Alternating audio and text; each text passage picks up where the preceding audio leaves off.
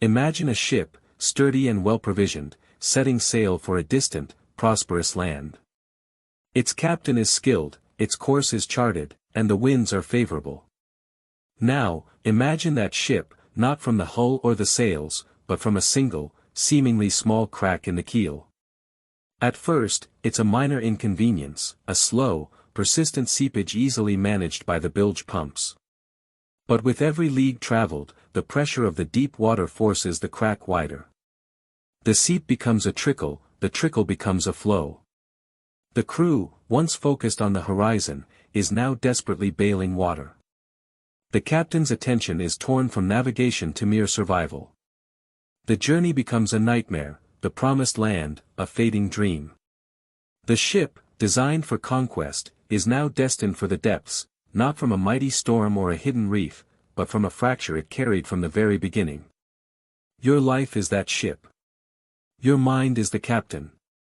And marriage, one of the most profound and consequential journeys you will ever undertake, is that voyage. The character of the person you choose as your first mate, the one who will stand beside you at the helm through calm seas and terrifying squalls, determines whether you will reach your destination together or whether you will be pulled under by the slow, relentless leak of their dysfunctional nature. This is not a treatise on finding a perfect man. Perfection is a phantom, a foolish pursuit that Stoicism wisely dismisses. As the Roman emperor and Stoic philosopher Marcus Aurelius reminded himself in his private journal, Meditations, when you wake up in the morning, tell yourself, the people I deal with today will be meddling, ungrateful, arrogant, dishonest, jealous, and surly. He did not say this out of cynicism, but from a profound understanding of human nature. The world is filled with flawed individuals. The key is not to avoid all flaws, but to discern which flaws are manageable and which are catastrophic. The Stoics, thinkers like Seneca, Epictetus, and Marcus Aurelius, were not starry-eyed idealists.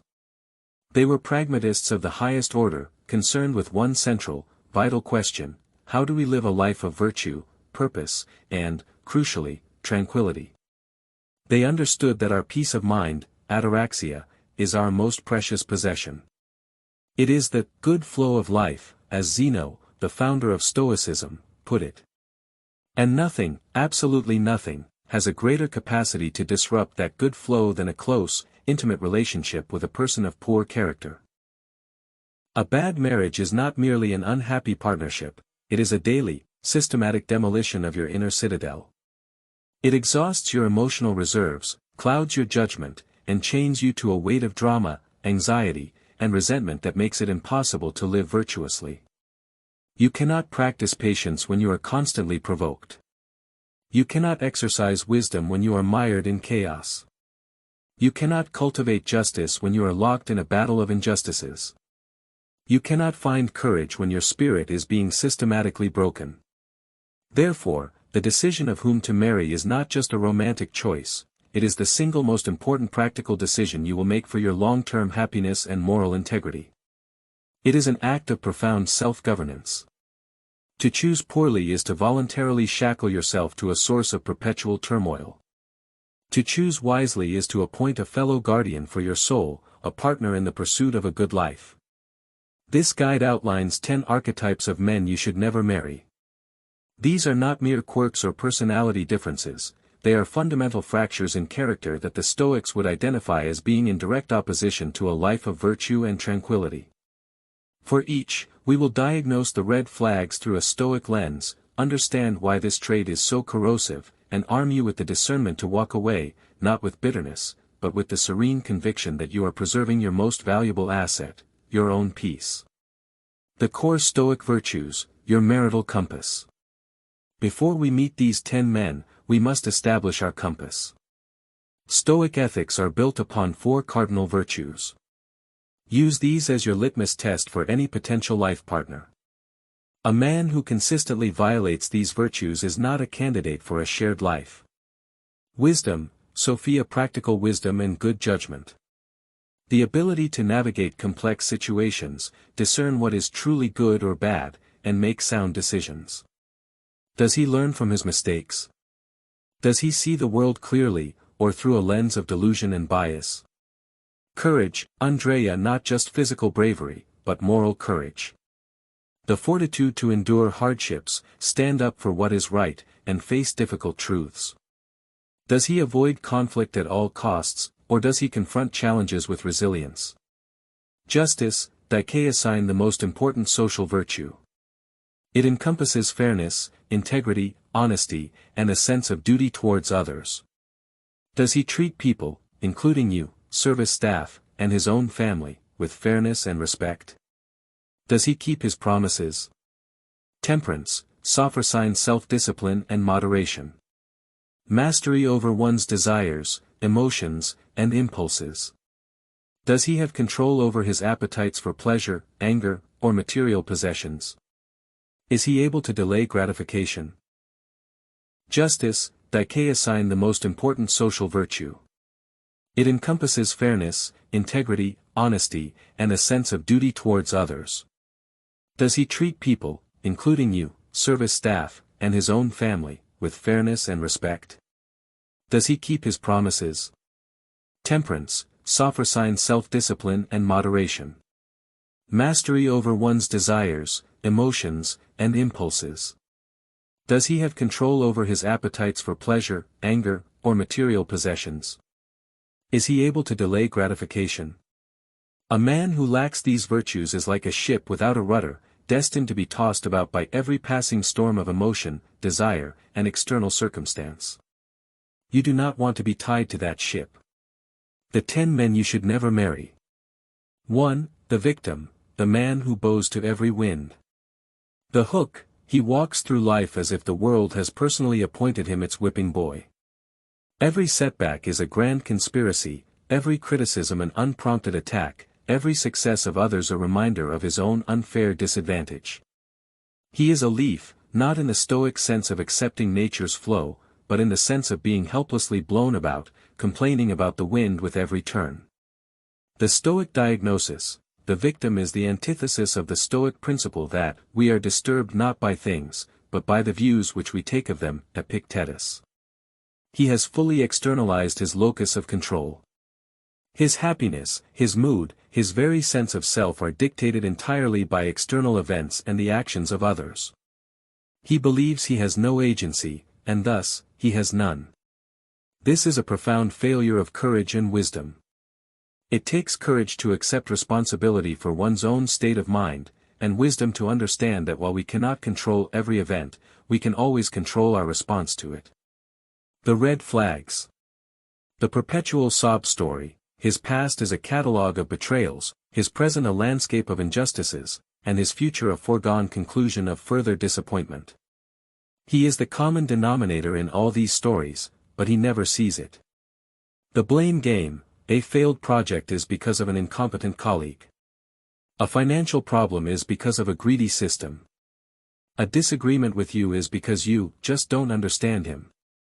Responsibility is a hot potato he will never hold. The energy vampire: interacting with him is draining. He doesn't seek solutions, he seeks an audience for his suffering. He will pour his negative interpretations of events into your life until your own perspective becomes clouded with his pessimism. Resistance to help: suggest a different, more empowered way of looking at a problem, and he will immediately counter with a dozen reasons why it won't work. He is invested in his own powerlessness. Why you must avoid him: marrying the victim means signing up for a lifetime of managing his emotional weather. You will become his full-time therapist, defender, and apologist. Your own goals and peace will be perpetually sacrificed on the altar of his perceived persecution.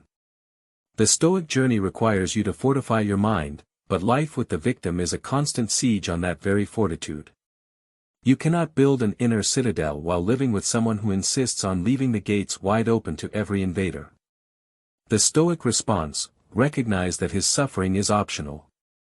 As Seneca noted, we suffer more often in imagination than in reality. The victim lives almost entirely in a painful imagination.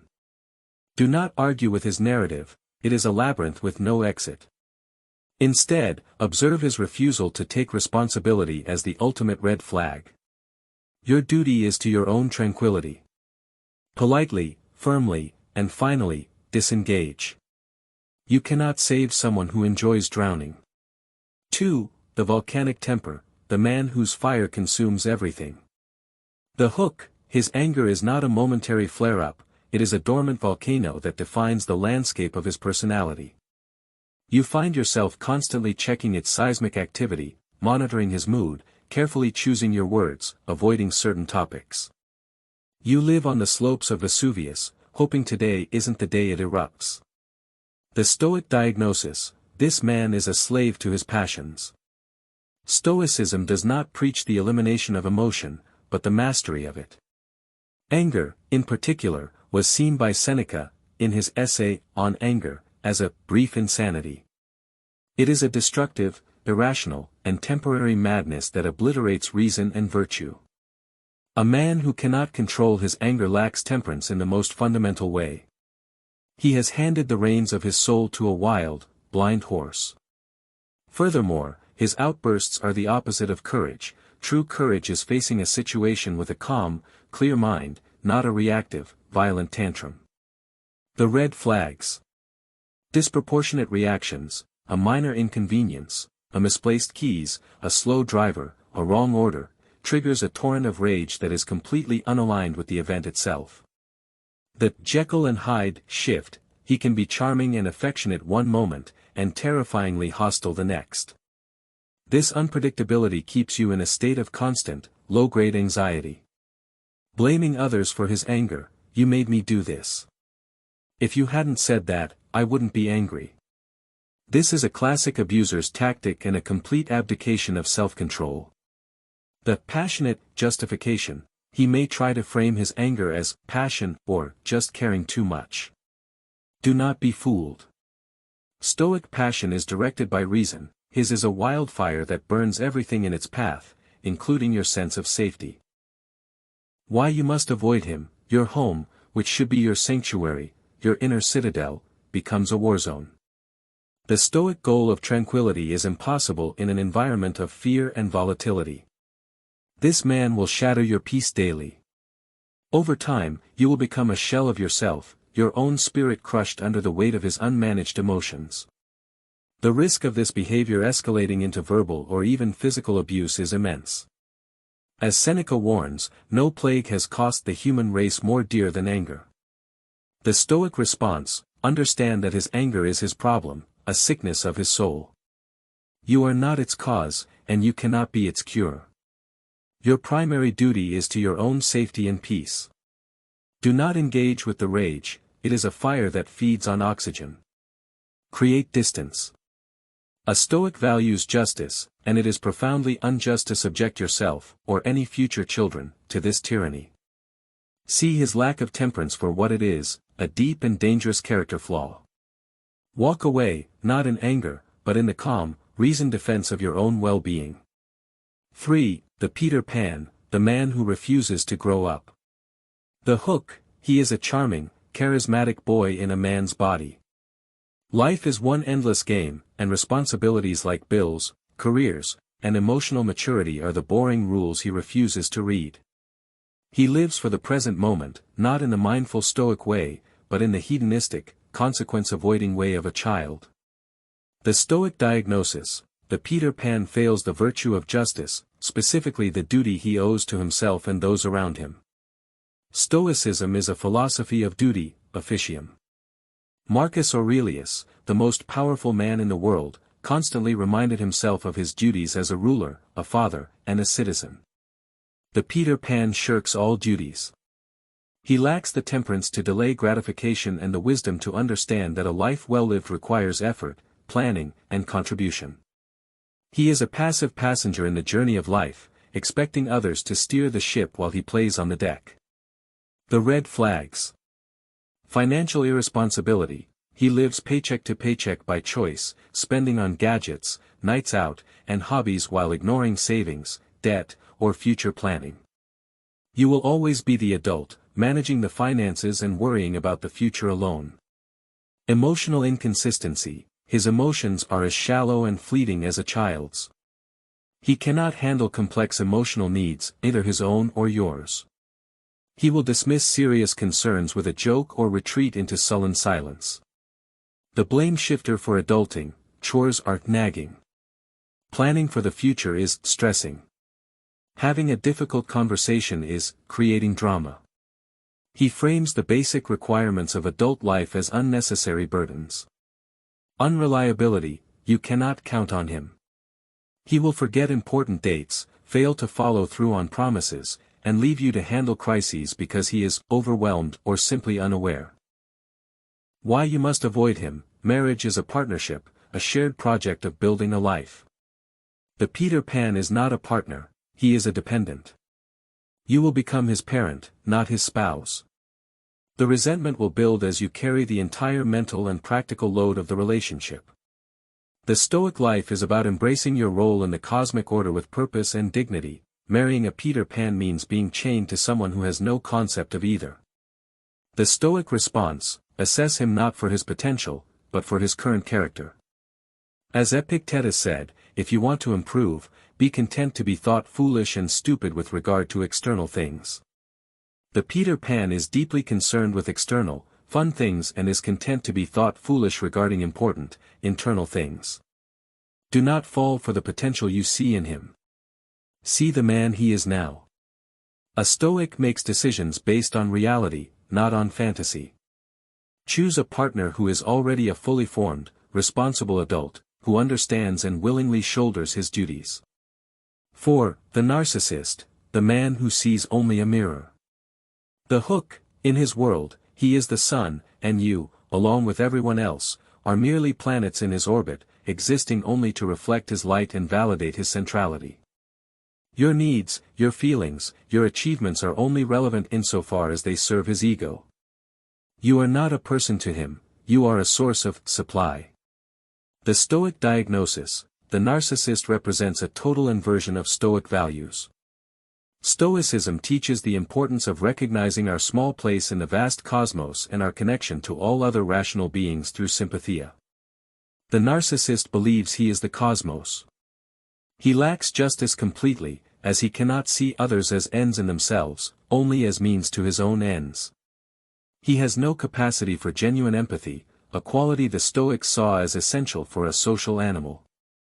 His lack of wisdom is profound. He lives in a delusional world of his own grandeur, utterly disconnected from reality. The red flags. Lack of empathy: he cannot truly understand or care about your feelings. If you are upset, he is either annoyed by the inconvenience or finds a way to make it about himself. Grandiose sense of self-importance: he believes he is special, unique, and deserving of admiration. He will exaggerate his achievements and talents, and become enraged when they are not recognized. The conversational black hole: every conversation, no matter how it starts, eventually turns back to him. He will one-up your stories and dismiss your problems. Love bombing and devaluation: the relationship often begins in an intense, idealized phase, love bombing, where he makes you feel like the most special person in the world. This is a trap. Once he has you hooked, he will begin to devalue you, finding fault and criticizing you to keep you off balance and desperate to regain his initial approval. Why you must avoid him. A marriage to a narcissist is a soul-crushing enterprise. It is a systematic process of having your identity, your self-worth, and your reality dismantled. He will gaslight you, manipulate you, and drain you emotionally until you are a hollow echo of your former self. The Stoic goal of living in accordance with nature and truth is impossible when your partner is a living monument to falsehood and self-deception. You will lose your way on your own philosophical journey because all your energy will be spent navigating the labyrinth of his ego. The Stoic response: the Stoic knows their own worth and does not require external validation. The narcissist's greatest weapon is your desire for his approval. Withdraw that desire. See his behavior not as a reflection of your worth, but as a symptom of his own profound emptiness and sickness. As Marcus Aurelius wrote, the best revenge is to be unlike him who performed the injury. The best way to defeat a narcissist is to refuse to play his game. Do not engage. Do not try to reason. Protect your soul by removing this distorted mirror from your life. Your tranquility is far too valuable to be sacrificed on the altar of his vanity. 5. The sloth, the man who confuses apathy for peace. The hook, he mistakes the Stoic ideal of tranquility for complete passivity. He is not calm, he is comatose.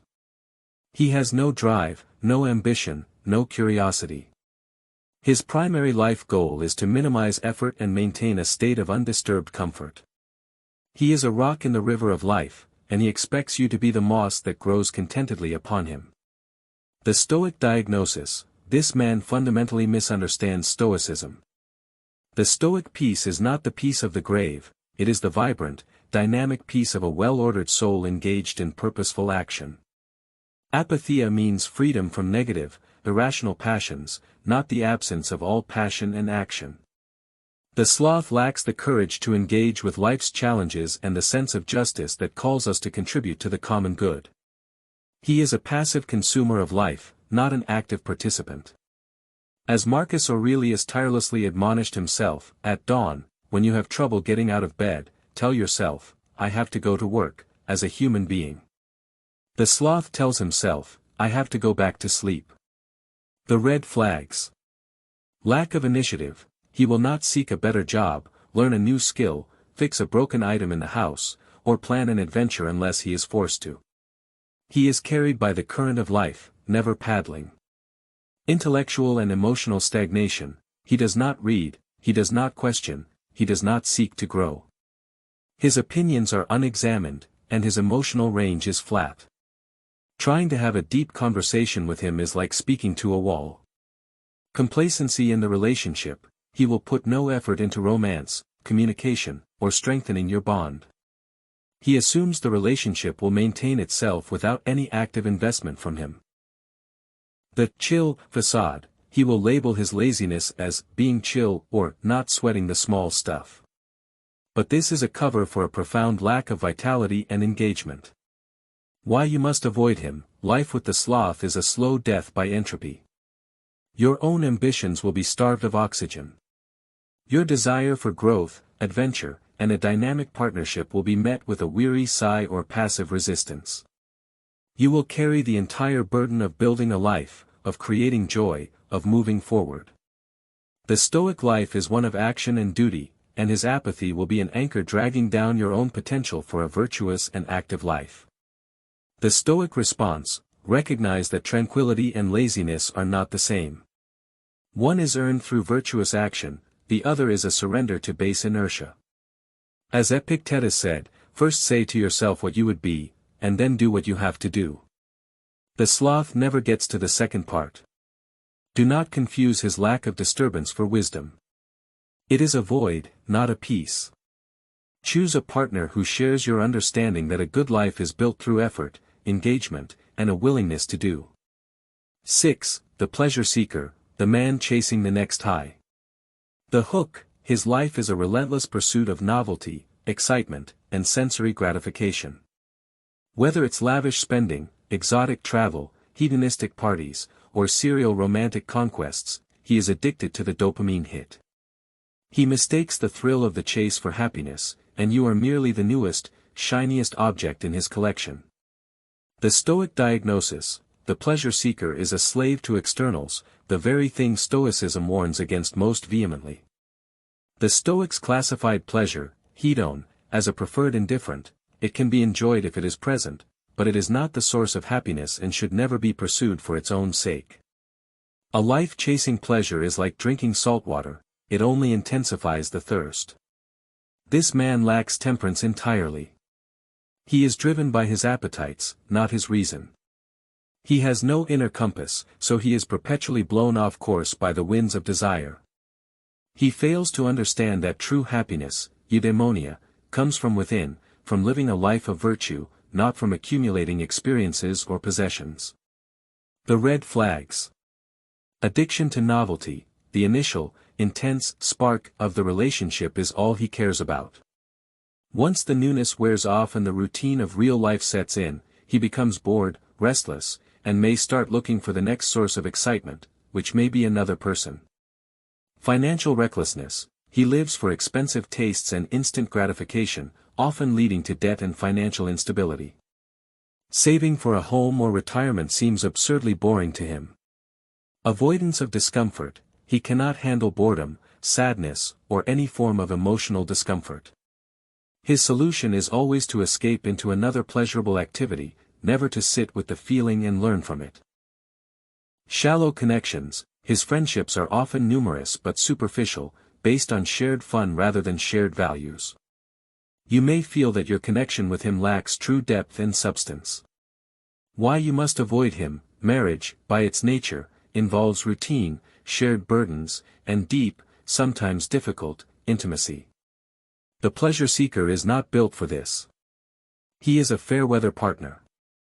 When illness, financial strain, or the simple passage of time removes the fun from the relationship, he will wilt, become resentful, or flee.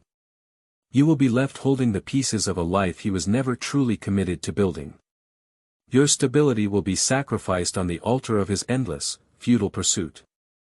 The Stoic response: remember the Stoic dichotomy: some things are up to us, our judgments, our actions, and some things are not, our reputation, our health, pleasure. The pleasure seeker has tied his happiness to what is not up to him. He is therefore fragile and unreliable.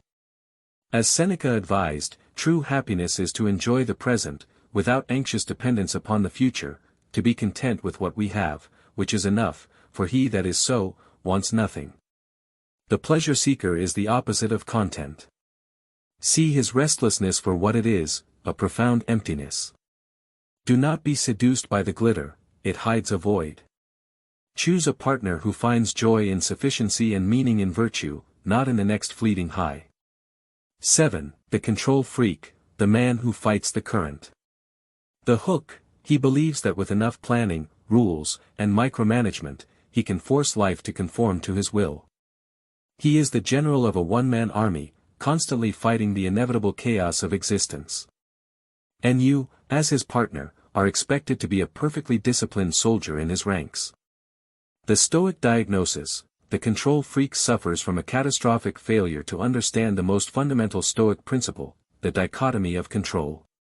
He exhausts himself trying to control what is not his to control: other people's actions, external events, the flow of life itself. In doing so, he neglects the only thing he truly can control, his own judgments and responses. This is a deep lack of wisdom. His attempts at control are a form of fear, a fear of uncertainty, of vulnerability, of the natural world. This is not courage, it is a rigid, brittle defense against the terror of letting go. The red flags. Micromanagement: he has a right way to load the dishwasher, fold the towels, and drive to the grocery store. He will correct you constantly, not to be helpful, but to enforce his order. Difficulty with spontaneity: surprises, changes of plan, or unstructured time cause him intense anxiety and irritation. A relaxing, unplanned weekend is a nightmare for him. Isolating behavior: he may slowly try to control who you see, what you wear, and how you spend your time, framing it as caring or us being a team. This is a major red flag for abusive relationships. Blame when things go wrong: if his rigid plans fail, he will not blame the plan, he will blame you for not executing it properly or blame the world for being unfair. Why you must avoid him: life with the control freak is a prison. Your autonomy, your spontaneity, and your very spirit will be systematically eroded. You will feel you are walking on eggshells, terrified of triggering his anxiety and subsequent controlling behavior. The Stoic ideal is to flow with nature, to accept what we cannot change with grace. He will force you into a constant battle against nature, a battle you can never win. Your tranquility will be replaced with a state of perpetual vigilance and tension. The Stoic response: internalize the dichotomy of control.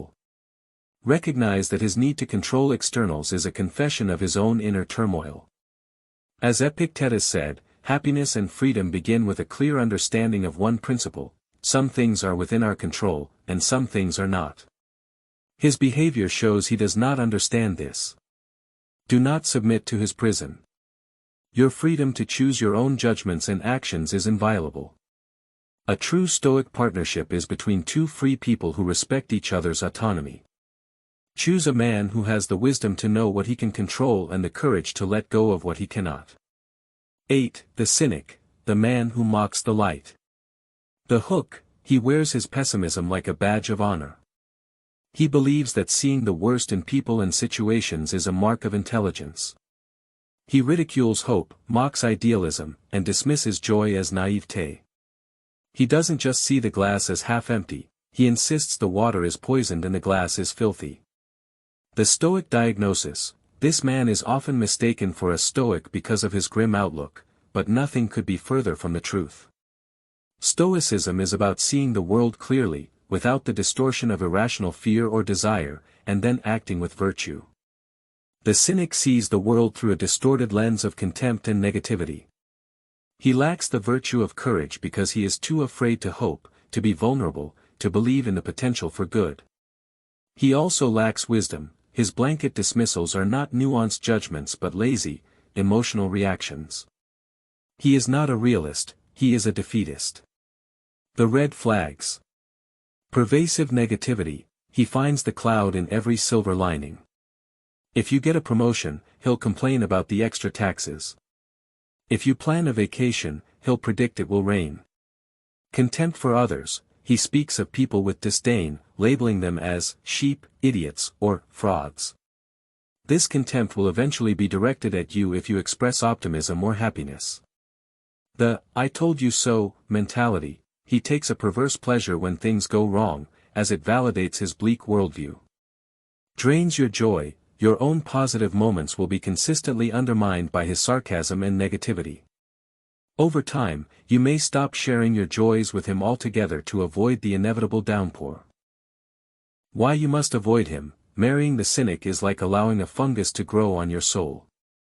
His constant negativity is contagious and will slowly extinguish your own light, your hope, and your capacity for joy. The Stoic life requires resilience and a commitment to virtue, even, especially, in a flawed world. The cynic has given up on virtue because he believes the world is not worth the effort. He will pull you down into his quagmire of despair. Your home should be a place of refuge and strength, not a daily seminar in hopelessness. The Stoic response: discern the difference between a Stoic and a cynic.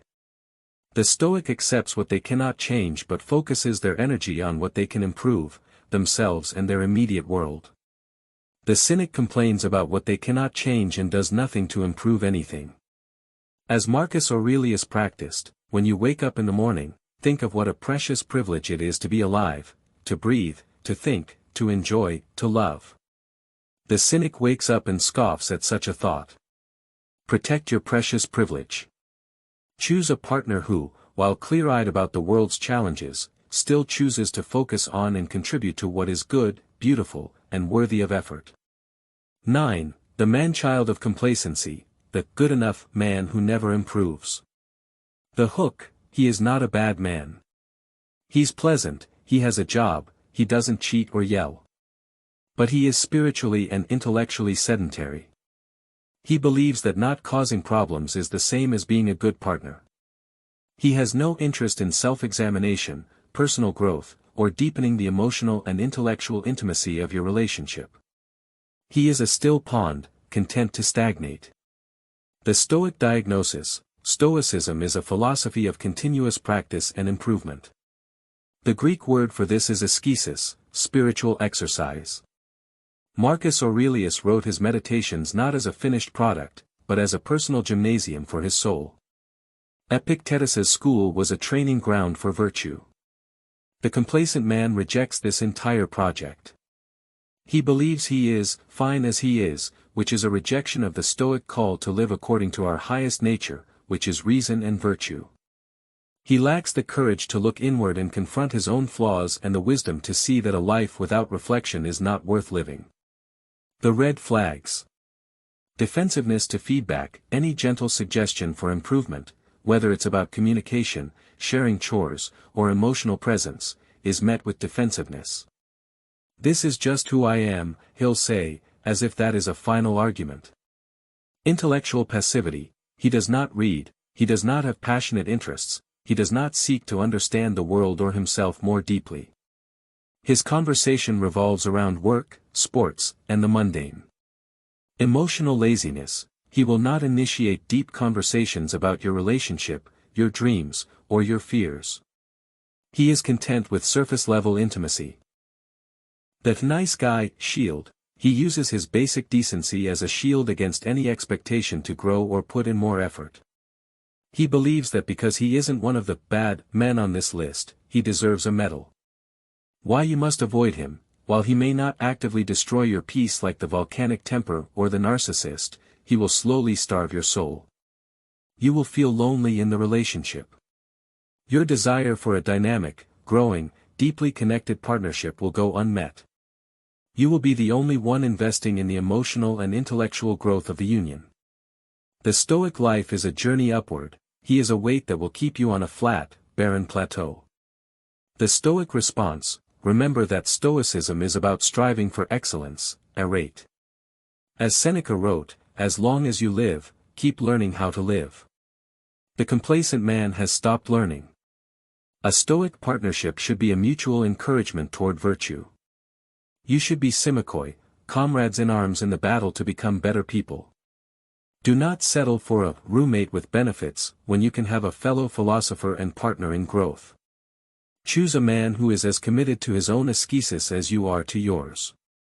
10. The chameleon, the man with no inner compass. The hook, he seems perfect. He mirrors your interests, your opinions, your sense of humor. In the beginning, it feels like you found your soulmate. But over time, you notice a strange emptiness at his core. His values shift with the crowd he's in, his convictions change with the last person he spoke to. You realize you fell in love with a reflection of yourself, not a real person. The Stoic diagnosis: the Stoic ideal is to have a prohairesis, a will, a moral character, a set of core principles that are unshakable by external circumstances. The chameleon has no prohairesis. His identity is entirely external, a patchwork of other people's expectations and opinions. This is a profound failure of wisdom. He does not know himself, and courage. He is afraid to stand for anything. He lacks integrity, which is the very essence of being a whole, integrated person. As Epictetus would say, he has neglected the most important task, to know who he is. The red flags. Contradictory stories. You may hear him express one opinion to you and the complete opposite to his friends or family, seamlessly and without any apparent awareness of the contradiction. No strong passions or hobbies of his own, his interests are your interests. If you were to break up, it's as if his personality would evaporate, and he would simply absorb the next partner's identity. Inability to make firm decisions. He is perpetually indecisive because he has no internal value system to guide him. He will look to you to make all major decisions. The unmooring feeling: after the initial honeymoon phase, you may feel a creeping sense of unease, as if you are dating a pleasant, agreeable ghost. Why you must avoid him: you cannot build a life with a phantom. When true challenges arise, when you need a partner with strength, conviction, and a clear moral compass, he will have nothing to offer. He will fold, agree with the strongest voice, or disappear into his adaptive shell. Furthermore, the relationship will feel deeply lonely, because you are not in a dialogue with another whole person. You are in a monologue with an echo. The Stoic response, the Stoic injunction, know thyself, is the antidote to this. You must know yourself well enough to detect when someone is merely reflecting you. Look for a man who has a clear, independent identity. Look for the friction of his own opinions, the evidence of his own past convictions and struggles. A strong, well-defined character is not a threat to a relationship, it is its foundation. As Marcus Aurelius practiced, you can discard most of the junk that clutters your mind, and clear out space for yourself, by understanding the nature of your own being. The chameleon has never done this work. Choose a man who has, a man whose being is his own. Conclusion: your soul is the sovereign. We began with the metaphor of the ship, and it is to this we must return. You are the captain of your soul, the architect of your peace, the sovereign of your inner kingdom. The decision of whom to marry is the decision of whom you will allow to stand beside you on the bridge for the entire, unpredictable voyage of your life. The 10 archetypes we have explored are not mere annoyances, they are different species of shipworm, each capable of boring into your hull and compromising your seaworthiness. The victim would have you constantly bailing water for his leaks. The volcanic temper would shatter your deck with his storms. The Peter Pan would never help you chart the course. The narcissist would commandeer the ship for his own glory. The sloth would let the sails hang limp. The pleasure seeker would steer you toward every siren's call. The control freak would fight the ocean itself until the ship splinters. The cynic would poison the fresh water. The complacent man would let the rigging rot from neglect. The chameleon has no idea how to read the stars. Stoicism offers you the tools to be a master navigator. It gives you the compass of the four virtues: wisdom, courage, justice, and temperance. It gives you the chart of the dichotomy of control, so you know which seas you can sail and which you must accept. And it gives you the ultimate destination, a life of virtue and tranquility, a good flow of life. Do not give the helm of your heart, or a share of your sovereignty, to a man who shows a fundamental disregard for these principles. This is not about being harsh or unforgiving, it is about the most profound form of self-respect and practical wisdom. It is the ultimate application of the Stoic art of living. Look for a man who is, himself, a Stoic in spirit, even if he has never read a page of Seneca. A man who takes responsibility for his own happiness. A man who masters his emotions rather than being mastered by them. A man who embraces his duties with integrity and reliability. A man who sees you as a full and equal partner in the journey. A man who is engaged with life, who finds joy in sufficiency and growth rather than in fleeting pleasures. A man who has the wisdom to control what he can and the serenity to accept what he cannot. A man who, while aware of the world's darkness, still chooses to kindle a light. A man who is committed to his own growth and encourages yours. And finally, a man who knows who he is, and whose love for you is an addition to his already formed character, not a replacement for it. This is not a fantasy. Such men exist. They are the ones worth waiting for, worth building a life with. To settle for anything less is to set sail with a known crack in your keel. Do not do it. Your voyage is too important, and your precious, singular soul is the only cargo that truly matters. As the Stoic saying goes, the chief task in life is simply this: to identify and separate matters so that I can say clearly to myself which are externals not under my control, and which have to do with the choices I actually control.